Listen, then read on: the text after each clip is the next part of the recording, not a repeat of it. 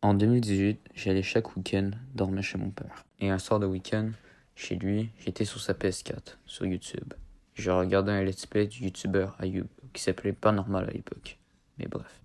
Il jouait à un jeu vidéo sous le nom de Heavy Rain, un film interactif où chaque action de votre personnage aura une conséquence sur la fin de l'histoire. Et ce jeu me resta longtemps en tête. L'histoire m'avait marqué, avec son ambiance et ses twists. Et surtout sur la révélation de l'identité de l'antagoniste du jeu, le tueur aux origami. Heavy Rain est sorti en 2010 et a été développé par le studio Quantic Dream qui a fait Beyond Two Souls et Detroit Become Human. Et comme dit précédemment, c'est un film interactif qui est réalisé par David Cage. Mais de quoi parle Heavy Rain? Dans Heavy Rain, on incarne 4 protagonistes. Le principal héros qu'on va le plus jouer se nomme Ethan. Ethan vivait autrefois une vie heureuse avec sa femme et ses 2 fils. Mais après la mort de son premier fils Jason, sa femme et lui divorça et sa relation avec son deuxième fils Sean ne sera plus la même. Mais un jour, un tueur en série sous le nom du tueur aux origami, qui a la particularité de viser les enfants et les laisse se noyer dans de l'eau de puits, et le laisse après leur mort, un origami dans la main et une fleur sur la poitrine.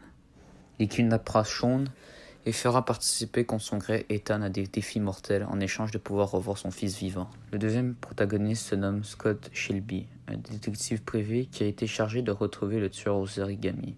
Et ça dépendra de vos choix, mais la mère de l'une des victimes du tueur peut vous aider dans votre enquête.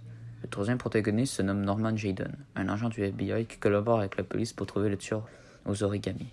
Il enquête grâce à des lunettes spéciales avec à l'intérieur une intelligence artificielle, mais malheureusement il est atteint de dépendance à la drogue.